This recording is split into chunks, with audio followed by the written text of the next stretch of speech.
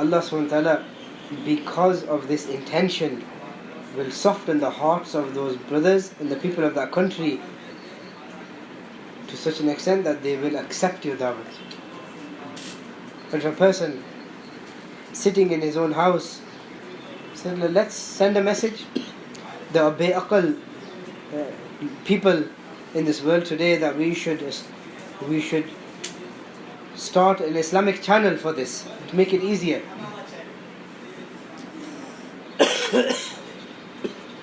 Hazrat Ji used to say that if for the effort of haqq you adopt the batil means, batil will flourish but not haqq. Haqq will not spread.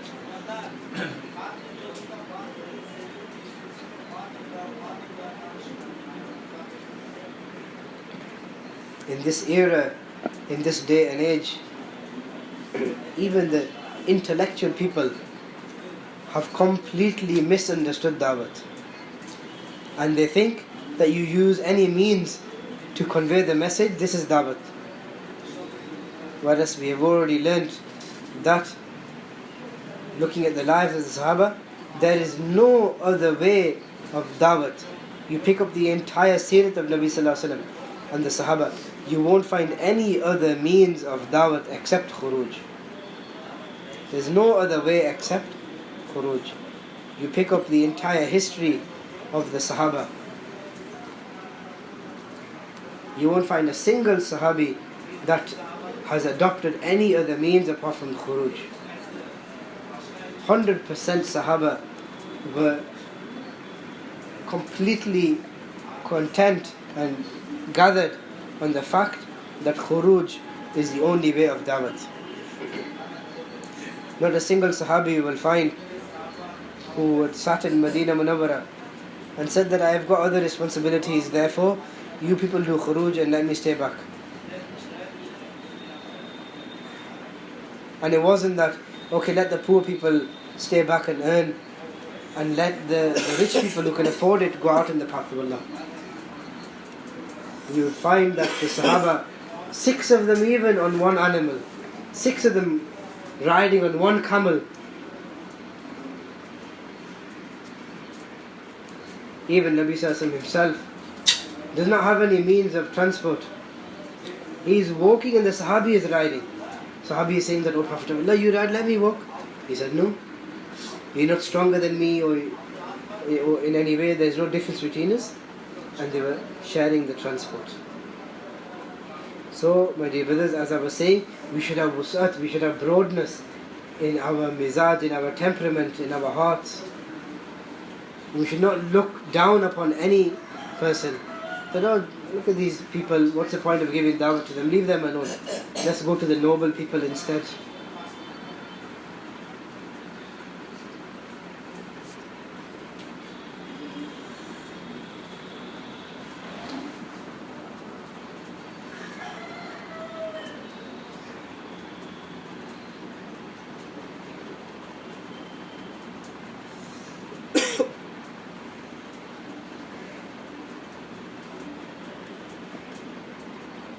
This is during the time of MAULANA Saad, where there was a certain place, a certain area where looters like this used to live, in a particular place.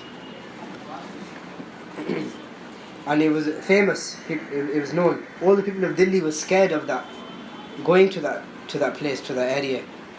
And nobody was able to do anything. This was their place of residency. And they would live and everybody knew, and nobody would ever pass by that way.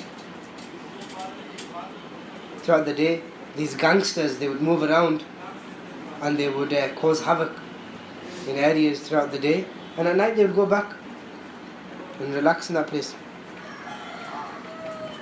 So somebody said to MAULANA Saad that you should not go past that way because there are gangsters en route and anything would happen on the way. Therefore you should never go past that way. There is an alternative way.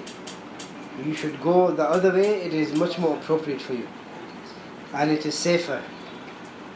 Because if you go this way, the streets are very narrow. So the ways are narrow, and therefore for you to face trouble is much more possible. So Maulana Saad said that the reason why it is a dangerous way to go is because we go along that route without the intention of da'wat. If we go with the intention of da'wat, then Allah is the one that will change their hearts.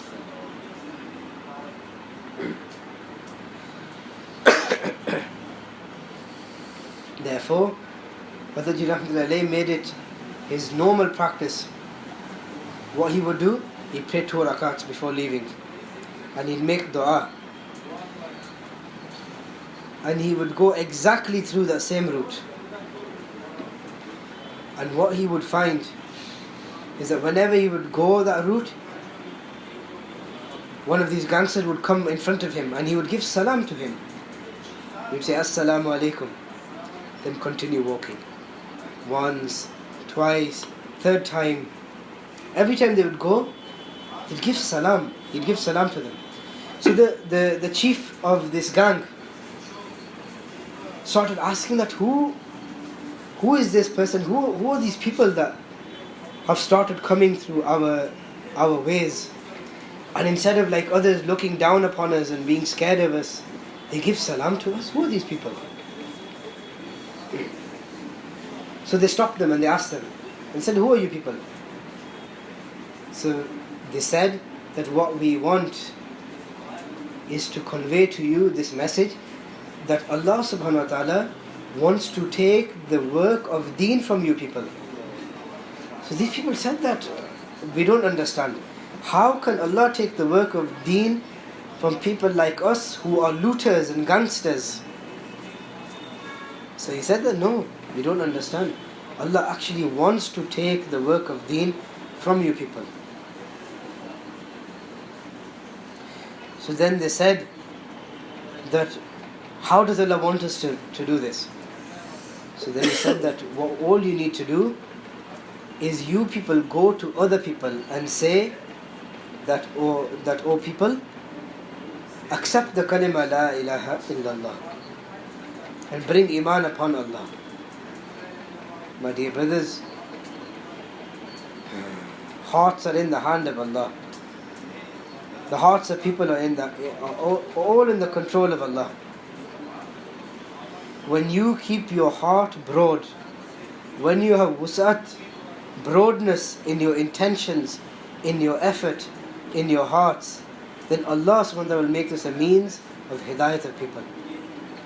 Today we think that what's the point of, there's no benefit of giving da'wah to these people, and there is benefit to giving da'wah to these people. My dear brothers,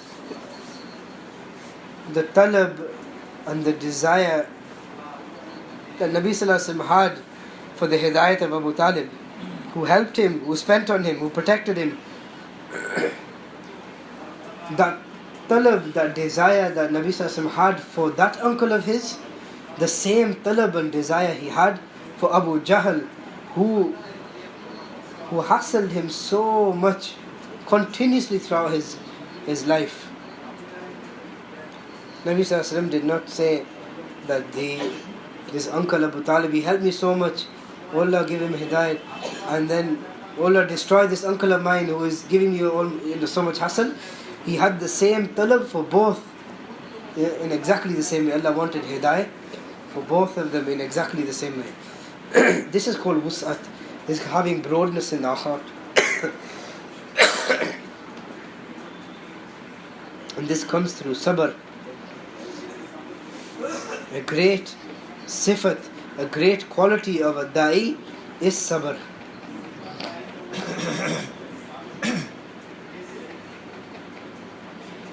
In fact, sabr is one of the signs of nabuwat. Sabr is one of the signs of nabuwat. For a nabi to be a nabi, one of the signs is sabr.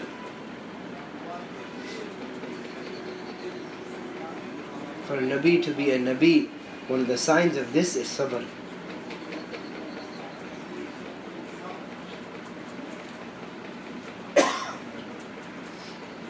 one Yahudi scholar, Zayd ibn Sa'na. Zayd ibn Sa'na was a Jewish scholar, and he read in his books that the final prophet will come in the world and no prophet will come after him, and he will be like this and he will be like that, his appearance will be like this and he will be like that. All of the signs of Nubuwwat he read all these signs and came to Nabi Sallallahu Alaihi Wasallam and observed him, and he said that yes, it seems that this person truly is the last messenger.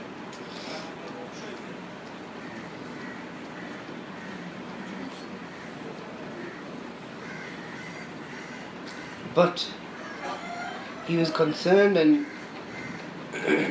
over one thing, that in our book it is written that he will be such a prophet that whatever, the more injustice you do to him, the more his sabr will increase. So he thought that how can I observe this in someone? Because I can't just go and beat someone up on the way.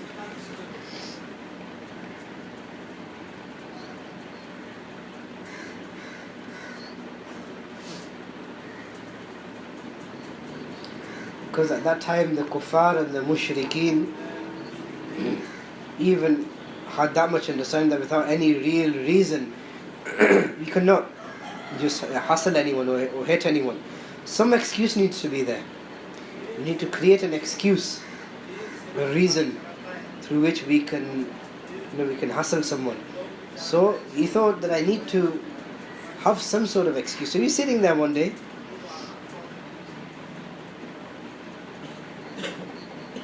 and he was observing Nabi Sallallahu Alaihi Wasallam. In the meantime, some people came from a from a locality, and they said that the Muslims of such a place, they are really struggling. They are struggling in terms of of means. So we've come as a delegate to get some help from you. So Nabi Sallallahu Alaihi Wasallam asked Abu Bakr radhiyallahu anhu and Umar radhiyallahu anhu, Ali radhiyallahu anhu, do you have anything? They said, we don't have anything. So Zayd ibn Sa'na was sitting there, and he thought it's a good opportunity. It's a good opportunity to give a loan to Nabi Sallallahu Alaihi Wasallam.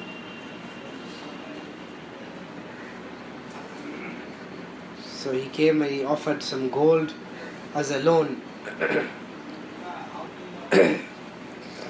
and said that you take this gold and use it as wealth, and on this such and such a date you give me this many dates as repayment. So Nabi Sallallahu Alaihi Wasallam, he took and then gave that to the people who came as delegates, and decided that on such and such date, this much amount of dates we will give to Zayd ibn Sa'na.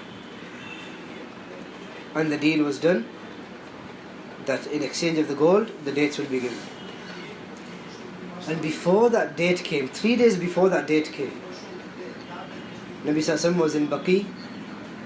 Zayd ibn Sa'na came, and there were 3 days left still in the repayment of the loan and the debt.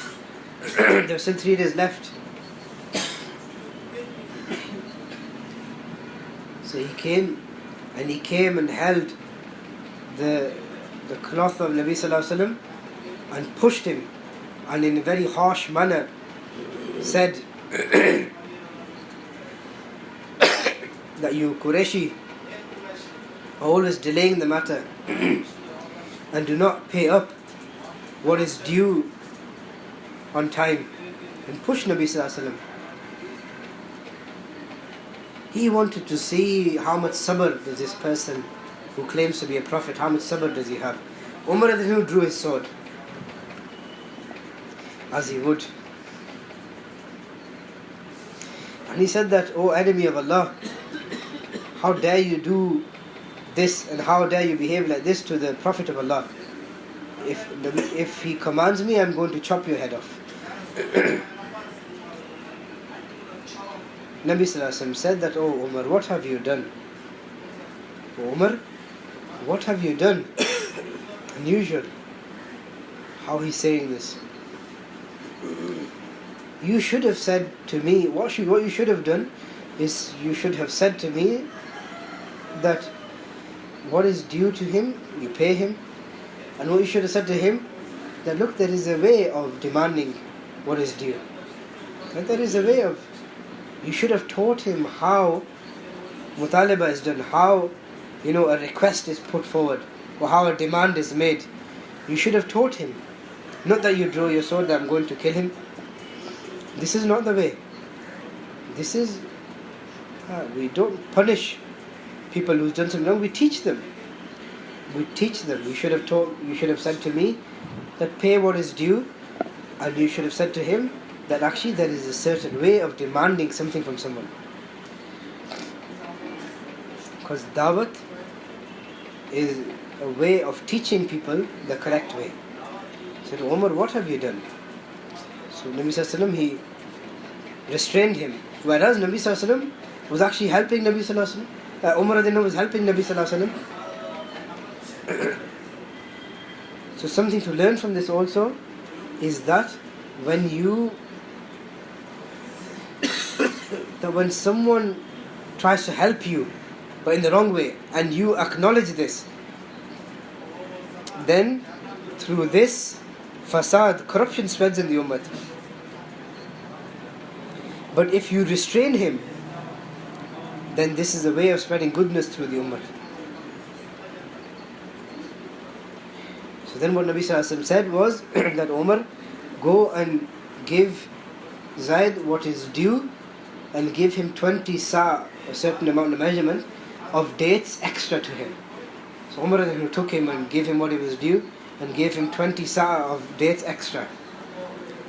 He said that, Umar, that this is what was due to me, why are you giving me this extra?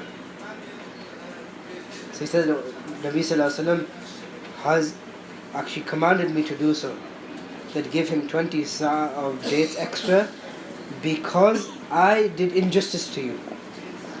That I did injustice to you. When I took my sword out, when I drew my sword and I threatened you, I did injustice to you. Because of this, the Rasul of Allah Sallallahu Alaihi Wasallam commanded me that because of your threatening him, you give him this extra amount of dates. So Zayd ibn Sa'na, when he saw this, immediately he recited the Shahadat. Ashhadu an la ilaha illallah wa ashhadu anna Muhammadan abduhu wa rasuluh. Umar said to Zayd, who are you? He said that I am Zayd ibn Sa'na. He said that you are that great Jewish scholar? He goes, yes. So Umar said that, oh Zayd, being such a great scholar of your religion, you knew all of the signs of Nabuwwat. You knew he is actually the Prophet of Allah. Why and how did you manage to do such an act? So he explained that, oh Umar, I saw all the signs of Nabuwwat in him. But there were certain things that I could not see in him without behaving like this. So I had to behave in this manner to Nabi Sallallahu Alaihi Wasallam to see, does his sabr actually increase when he is treated in this manner. I had to see this in order to really find all of the signs that I was looking for. This is the reason why I behaved in this way. So my dear brothers, sabr is a quality of a da'i.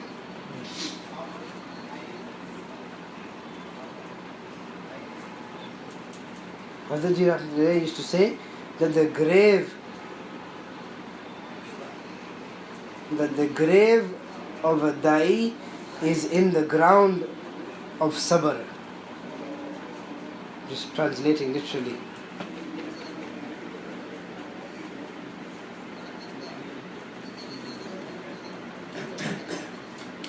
Just like a disbeliever, his desires are a huge land in front of him, in the same way, the land of a da'i is sabr. That he should be lost in the ground of sabr. So just like the desires of a disbeliever are way beyond his life, in the same way, the sabr of a da'i are way beyond his life.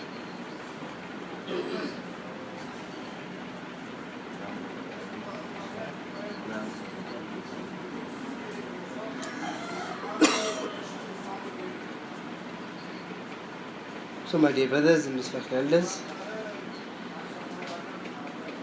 the sabr of a da'i is a means of others coming onto hidayat. When a da'i does sabr, he becomes a means of hidayat for others.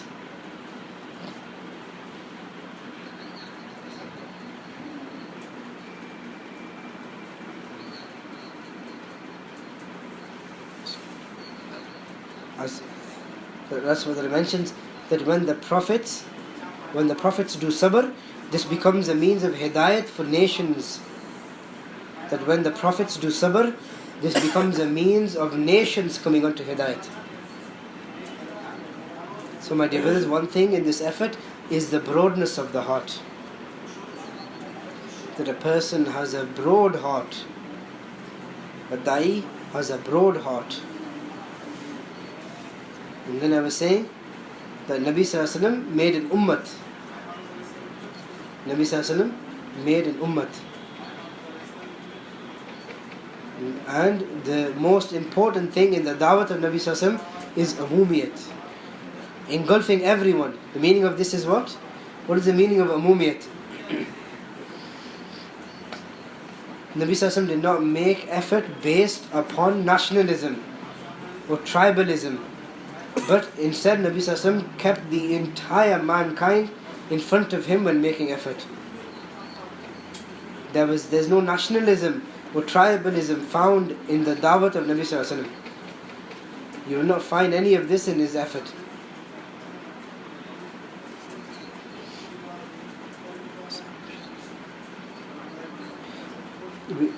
What we find is that the big leaders of the mushrikeen, they said to the Prophet ﷺ that we will come and listen to your words, but you have to dedicate a special time for us.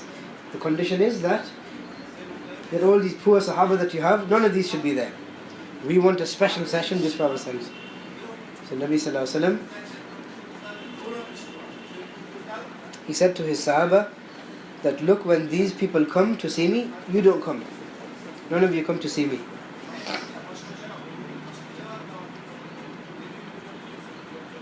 People love to have a khawas jor, we are Puranas, we are Buzurgs.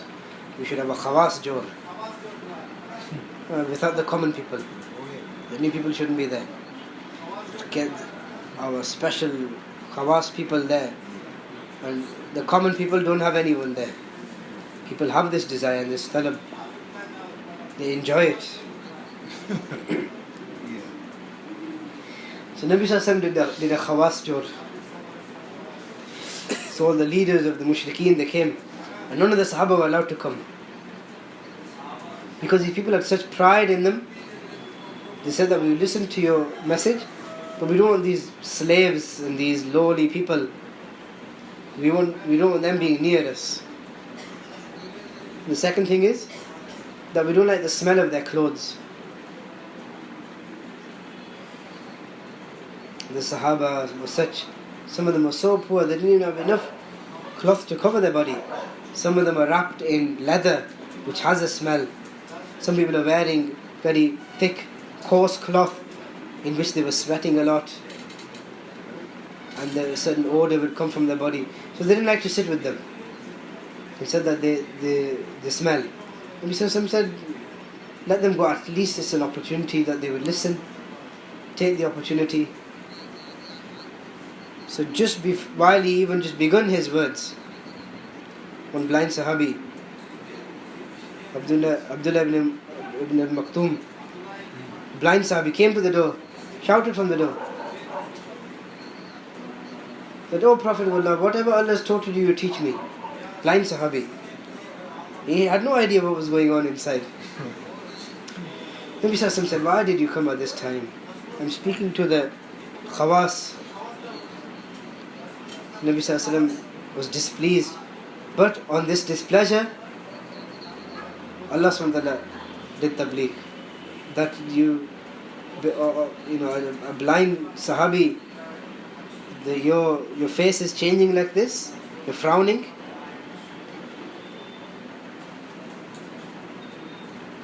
Mr. was asking the Wali, where's a piece of paper that I put up? But Allah subhanahu wa ta'ala is teaching Nabi sallallahu alaihi wasallam. The more in this effort, the more we keep common our gatherings, the more our ummah will be made. The maqsad, the purpose of this effort is to create an ummah, not a group of people. So we have to do this effort remaining as an ummati. There's a common ummati in this effort. Don't make a tabaka, don't make groups amongst yourselves.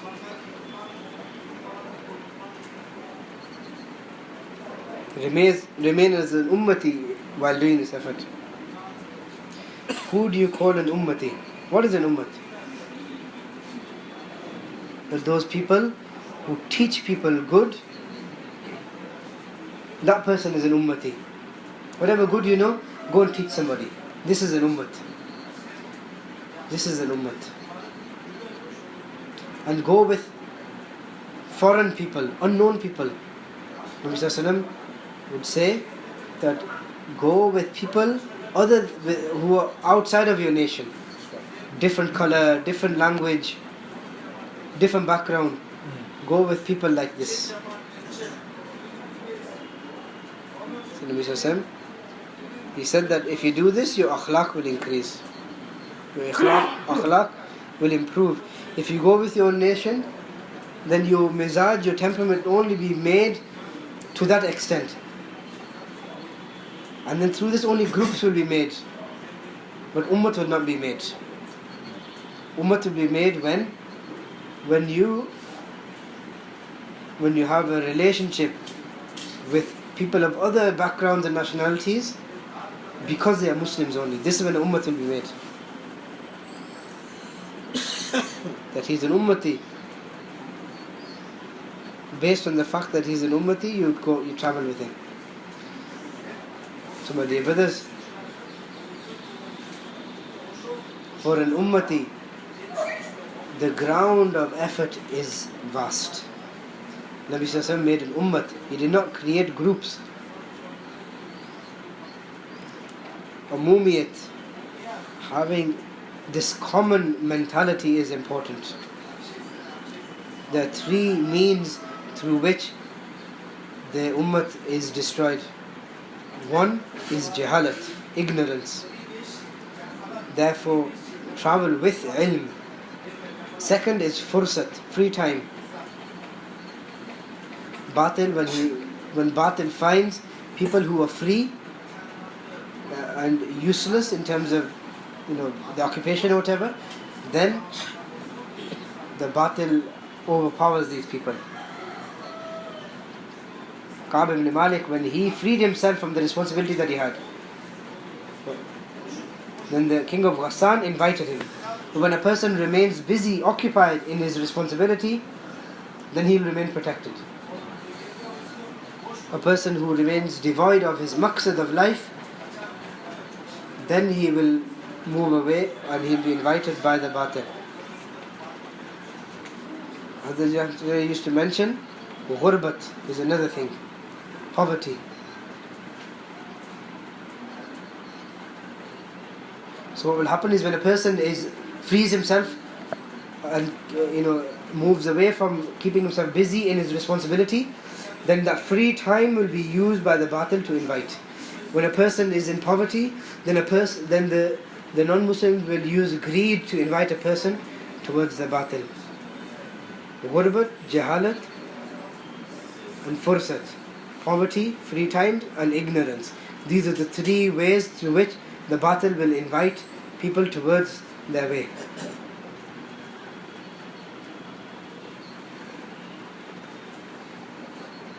So do the ikram of the ummat, so the ummat is saved.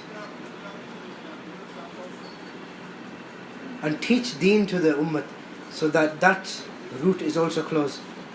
And then invite then bring the ummah up onto da'wat. Because when a person invites towards haqq, the batil has no effect on that person. And then keep umumiyat in your da'wat. Engulf every kind of person. Don't make effort only on specific kind of people. Ummah will be made through this way. And have broadness in your temperament. This is why Nabi sallallahu alaihi wasallam used to prefer forgiving and overlooking the faults. Somebody asked Nabi sallallahu alaihi wasallam, how many times should I forgive my slave?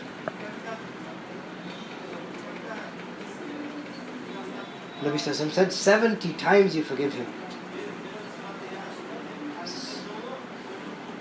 That didn't mean that don't forgive them 71. On the 71st time you don't forgive them. What he meant to say was you forgive them many times. Not literally 70. So, in the temperament of a da'i, you should have the quality of overlooking the faults of others. So I mentioned that if you see any shortcomings in someone, then look for the qurbanis and the sacrifices of that person. Hazrat Ji Rahmatullah used to say that the purpose of this work is the exchanging of good deeds. The mizaj, the temperament of this effort is the exchanging of good deeds. Don't look at the faults of others. Don't look for the faults in others. Rather look for the good in others.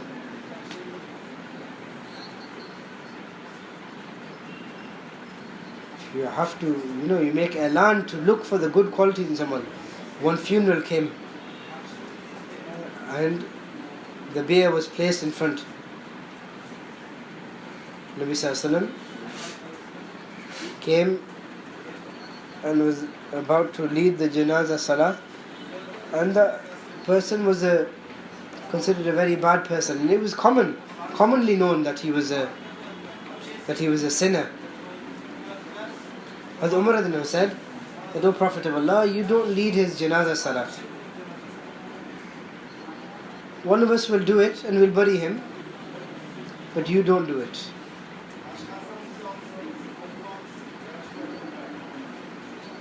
One of us will do the janazah salat, will bury him, but it doesn't seem appropriate that you lead the janazah salat of this person. So Nabi Sallallahu Alaihi Wasallam came forward and he made an announcement, and he asked that out of all of you, have any of you seen this person who has died doing anything good? One Sahabi stood up. That yes, O Prophet of Allah, this person who has died, one night he did security in the path of Allah. He was commonly known, he was famous to be a sinner, but one night he did security in the way of Allah subhanahu wa ta'ala. So Nabi Sallallahu Alaihi Wasallam said to this effect that eye that stays awake in the path of Allah does not burn in the fire of Jahannam. That eye that stays awake in the way, in the cause of Allah, does not burn in the fire of Jahannam. And said, O Umar, you step back, move back. You don't have any right to question the amal of any person. You have no right to do this. Who is, how, and what kind of person he is. You have no right to judge anyone like this.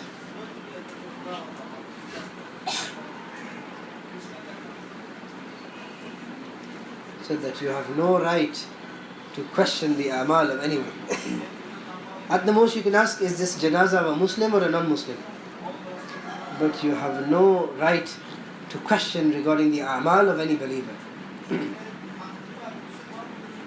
Maulana Saad used to say that look and search for the good qualities in people. Don't look for the shortcomings in people. Because the reality is that when a person looks for the shortcomings in someone, when somebody looks for the weaknesses in someone, that person himself will not be able to avoid those things. He will not be able to avoid those things. Whoever searches for the shortcomings in a Muslim, He will not die until those shortcomings come into his life. Allah has clearly said, do not spy, do not look for the faults in others. If you see the faults of others, you happen to see it, then you hide it. Umar radiallahu anhu was sitting with his companions.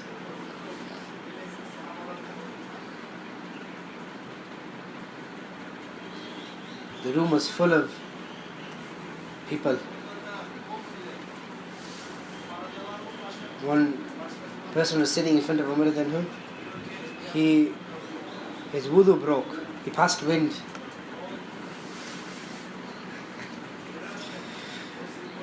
So Umar radiallahu anhu, when the smell came, obviously it's inappropriate that in a gathering you do not break wind, because the people they feel inconvenienced by this. The angels also.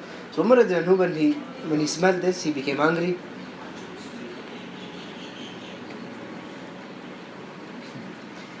Now sometimes it happens, it's out of your control, you can't help it. But Umar radiallahu anhu became angry.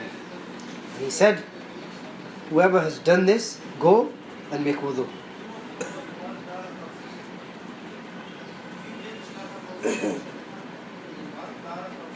And he said that whoever has done this, get up, go from here and go make wudu. Now imagine one person who stands up in the middle of everyone, and he goes, and then people will look down upon him and laugh at him. Today our mizaj, our temperament has become such that as soon as we find a fault in someone, we love to go and spread the news. So-and-so has done this, so-and-so has done this. We love to go around and spread the news.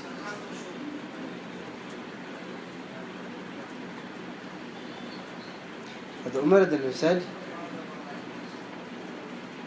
that I swear whoever has done this, get up and go and make wudu. Hazrat Jarir radiallahu anhu was sitting next to him. He said into his ear, "O Amir al-Mu'mineen, it doesn't seem appropriate that one person will get up and go make wudu. And you've sworn as well. You've commanded now, O Amir al-Mu'mineen, you've commanded, the itaat is lazim, it's incumbent now that the person has to get up and do this. The itaat of the Amir is important. And now that you've commanded, now one person's going to get up to make wudu, everybody's going to look at him and stare at him. Therefore, Amir al-Mu'mineen, you command everybody to go and make wudu." Hazrat Jarir radiallahu anhu gave this opinion to Umar radiallahu anhu. But Amir al-Mu'mineen, command everybody to make wudu. Umar radiallahu anhu said that, you were a great leader even at the time of Jahalat. You've given a great opinion. Everybody get up and go make wudu. There was no salat at the time. There was no amal at the time. Just to save the honor and to hide the mistake of one Muslim, he made every single Muslim there make wudu. Made everybody make wudu. So everybody got up to make wudu. Nobody had any idea of who actually made the mistake. Everybody got up and made wudu. Therefore, my dear brothers and respected elders, this is the mizaj of da'wat. This is the kind of temperament we should have in giving da'wat. So don't look for the faults in the Muslims. If any Muslim's fault happens to come in front of us, hide it. And if any Muslim's shortcomings we happen to know of,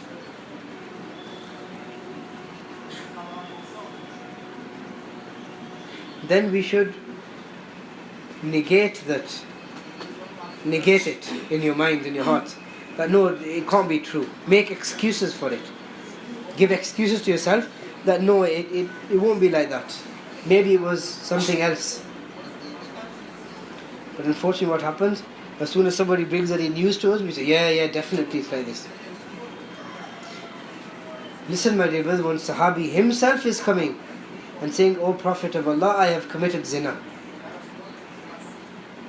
When Sahabi is coming and saying himself like this, nobody else is saying. He's saying that, "O Prophet of Allah, I have committed zina." Nabi Sallallahu Alaihi Wasallam said, "You don't even know what zina is. Go away from here." He said, "No, I've committed zina." He said that maybe you've looked at another woman that and you're thinking the zina, go away. He said, no, I have actually done zina itself. Purify me. Nabi Sallallahu Alaihi Wasallam said that maybe you have touched a woman and you're thinking the zina, go away from me. He said, "No, I have actually committed zina." Nabi Sallallahu Alaihi Wasallam said, "No, maybe you have just kissed her and you're considering this a zina, go away."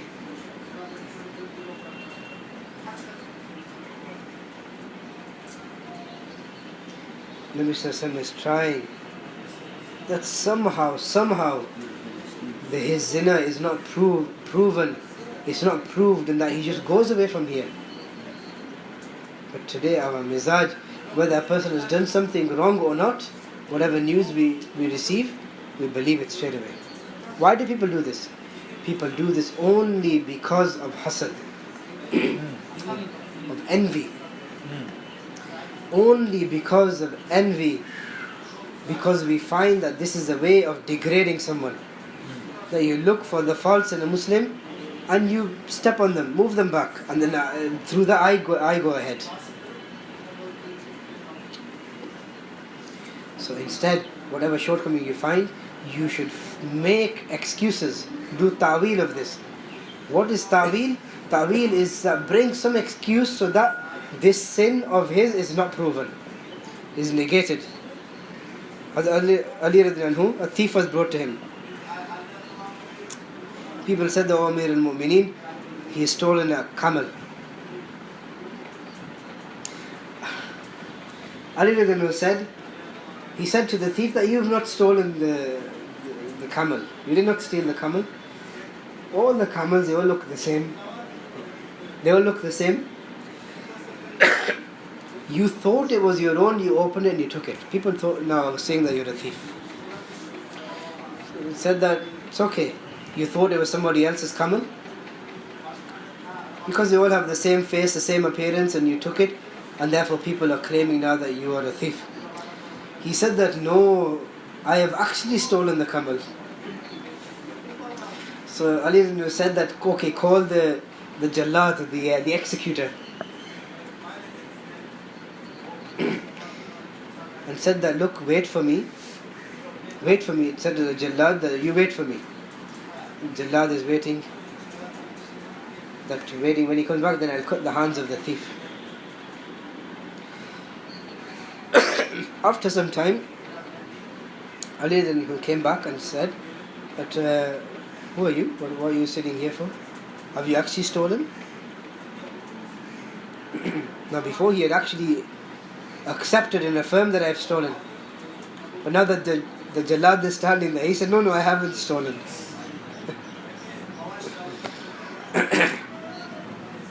He said, "Go. In that case, if you haven't stolen, go." People asked him, "O Amir al-Mu'mineen, that what do you do that for?" He said that, "Look, when he accepted that he stole, and when he said that yes, I've stolen, I called the Jallad. When he rejected, when he denied that he stolen, so I let him go." So first he tried to do what you call ta'wil. When he tried to make an excuse for his fault, that's what he actually tried to do first. Then he said that when he accepted, I caught him, and when he rejected, I let him go. So my dear brother and respected elders, the first and foremost thing we should ask from Allah, the honor and the love of every Muslim in my heart. That Allah create the love and the honor and the dignity of every Muslim in my heart. Because the status of every Muslim is higher than the Baytullah. Every Muslim is more valuable in the eyes of Allah as compared to the Baytullah. how high a status a Muslim has if his value is more than the Baytullah. So when somebody makes a mistake, we should deal with that person with leniency. Then the tarbiyat will be done. If you become harsh because of someone's mistake and you spread the news of his shortcomings and you publicize if you publicize the shortcomings of and the mistakes of a Muslim, then his Islah will not be done. Fasad will be spread. Corruption will be spread instead.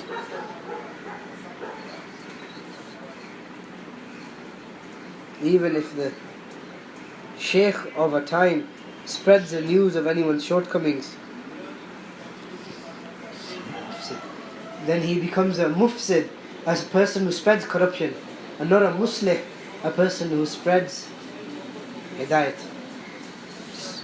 or a person who does islah, So then Allah will not take work from the Shaykh of that time. Because Allah SWT takes work from those people who hide the faults of Muslims and not publicizes, does not publicize. Allah takes work from those kind of people. A person who hides the faults of a Muslim, Allah will take the work of Islah from that person. A person who publicizes the faults of a Muslim, he will not die until he actually himself gets involved in that sin. The person who publicizes the sin of a Muslim, he will get involved himself in that sin. A person who hides the faults of others, Allah will utilize him for the Islah of the Ummah. Umar radhiyallahu anhu, during his patrol at night, he entered a house. He entered into a house. In that house, one person, who was an elderly person, drinking alcohol. Umar radhiyallahu anhu saw this and said that you are hiding in your house and drinking. He said, Amir al-Mu'mineen, I did one sin. You have done 3 sins. He said, I have done 1 sin, you have done 3. 1 is that you jumped the wall and came to my house. Whereas in the Quran it says, come through the door.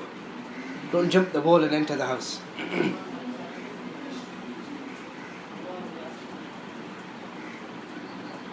In the Quran it is mentioned, come through the door and not over the wall as you've done. So it's the first mistake you made. Second, you came searching for my faults in my house. Whereas Allah has said, don't search, don't look for the faults of others. The third sin that you have done, that without permission you have entered my house. If you had asked for permission, then you wouldn't have found me in this state.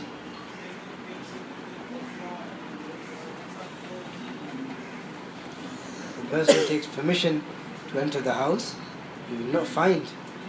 But he came all of a sudden, didn't come through the door and search for the faults.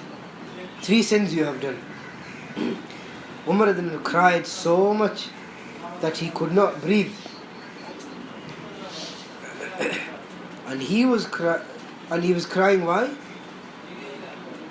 That what will happen? What will happen to me now? He started crying that if Allah does not forgive you, then you will be destroyed. So he, while biting his own blanket, to hide his crying, he went outside. People were standing outside, didn't mention anything what he saw inside. People who were with him. Umar then returned.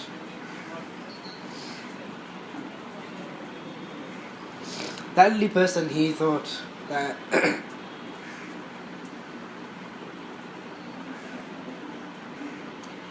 okay, I'm not going to go into the majlis of Umar radhiyallahu anhu now, to see Amir al-Mu'mineen now, because otherwise I'll be punished.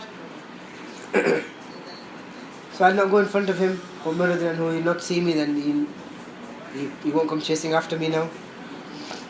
After quite a long time, he thought that it's become a very old thing, maybe Hazrat Umar radiallahu anhu was forgotten. Let me go to his majlis. So he went to the majlis of Umar radiallahu anhu, and he hid himself and sat in such a manner that he would not be seen.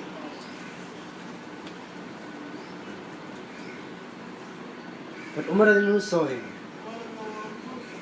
And then he said that, go and bring that person to me.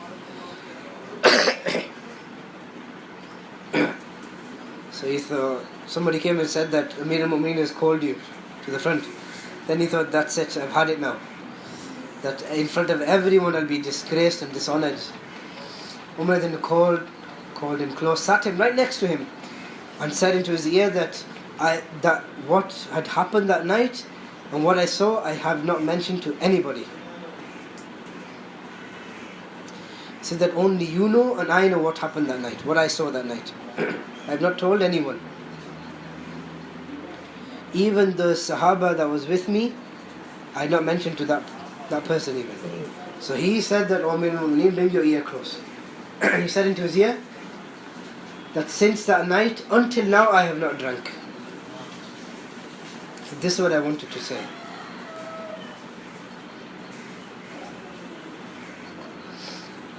That when a person has shafqat, has mercy for the ummah, he will hide his faults in exactly this manner. Just like a person hides the faults of his child, a person, if he has shafqat for the ummah, if he has mercy for the ummah, then he would hide his faults. If there's anybody else, he would want that his shortcomings come out, so that he goes back and I go forward. This is why people like to publicize the faults of others.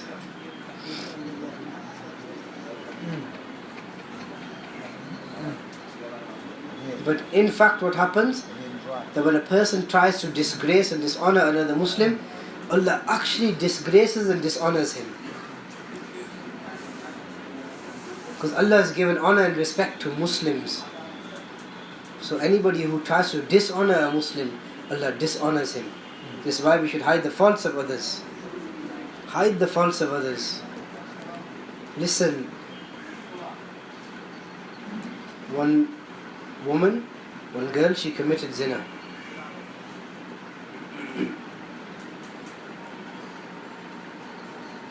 She made a mistake. So her virginity ended.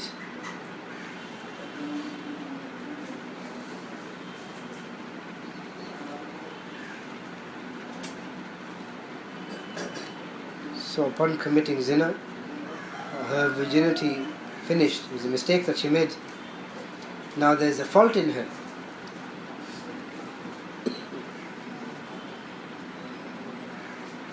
So the parents are concerned. The mistake has happened. What do we do now? This was at the time of Umar radiallahu anhu. After some time, from some place, a proposal came for marriage for that girl. The parents thought that our daughter has this fault now in her.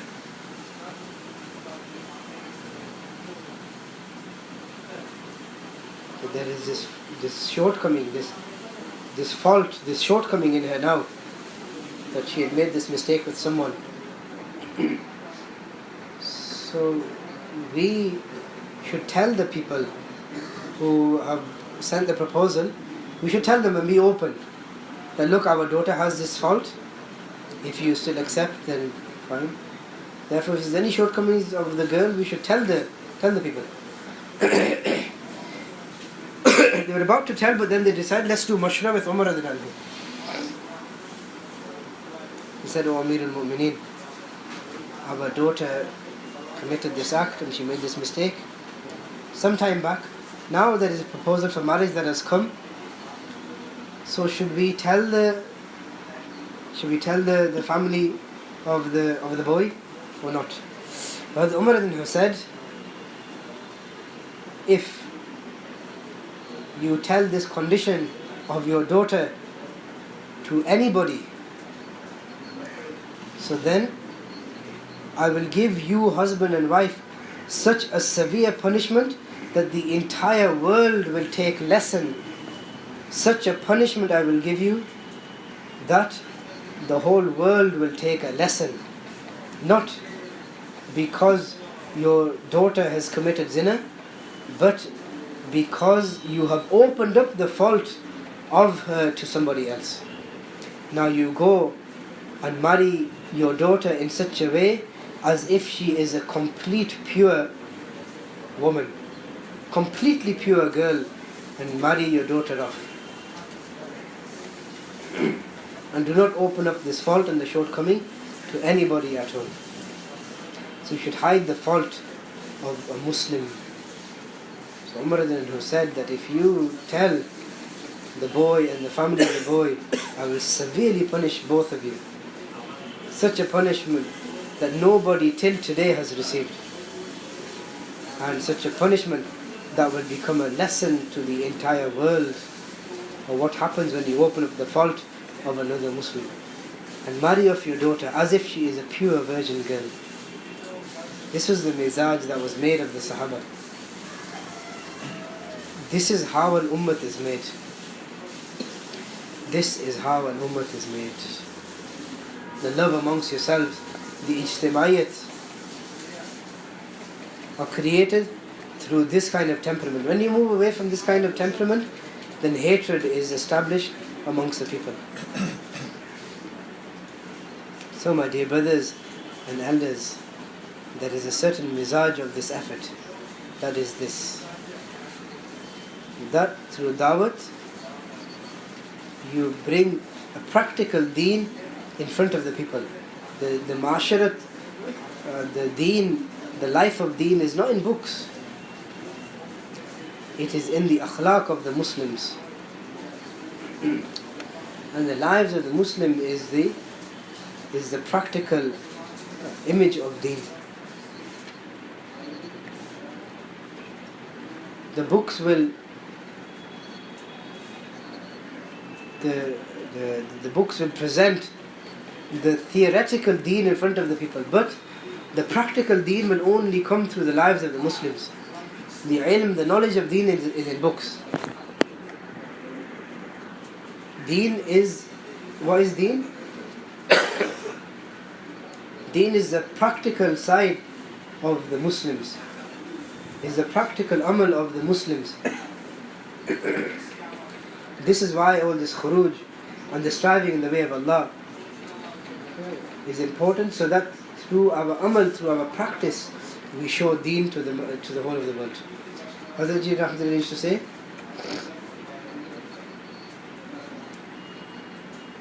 if you want to reach the peak of ikram and akhlaq, if you want to reach the peak of akhlaq, then while out in the path of Allah, you do ikram to the common Muslims.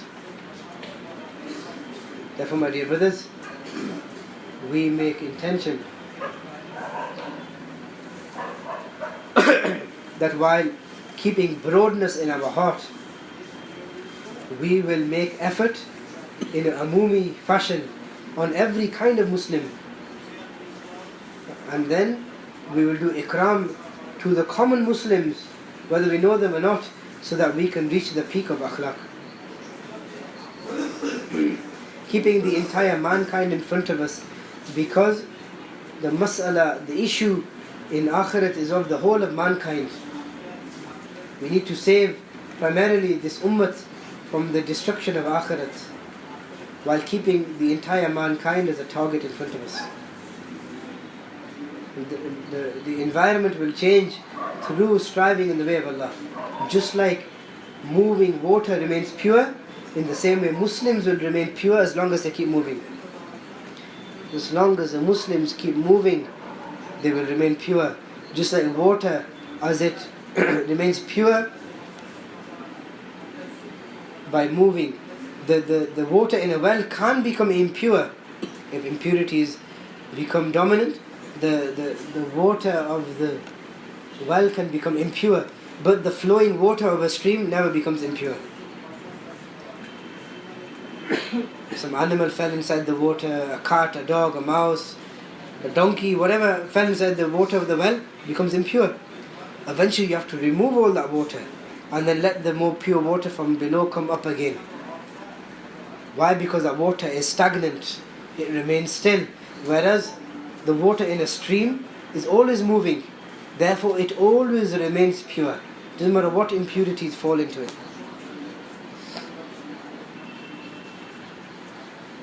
So flowing water is always pure. Stagnant water can become impure, and it makes other people impure who use it. And flowing water remains pure and purifies others. Those people who invite others towards Allah, Allah purifies them first, meaning Allah connects those inviters to Himself first, then makes him the means of hidayat for others. Just like flowing water is pure and remains pure, and it purifies others, and any impurities come into that water, they become purified. It becomes purified. Striving in the path of Allah is a way of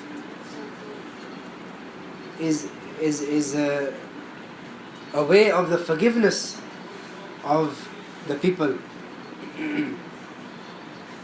This is why the people who strive in the way of Allah, leaving their tribes with their own jaan and mal, with their own wealth and their own life, these are the ones who have hope in the mercy of Allah. Those who strive in the path of Allah with the health and the wealth, those who do hijrat in the way of Allah and leave their ways, and they strive in the path of Allah, these are the ones who will gain from the mercy of Allah.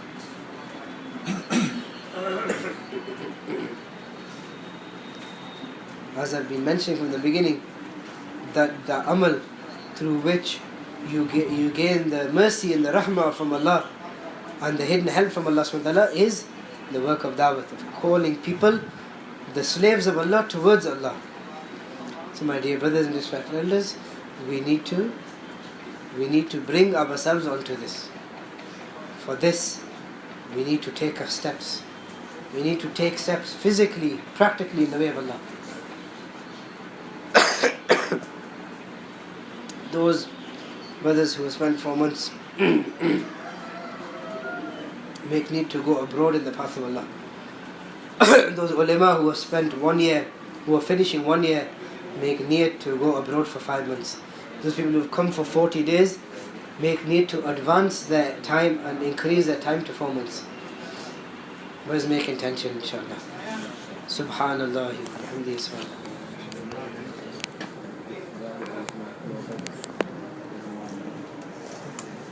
Accept, inshallah. Brothers, forgive me if I missed anything out.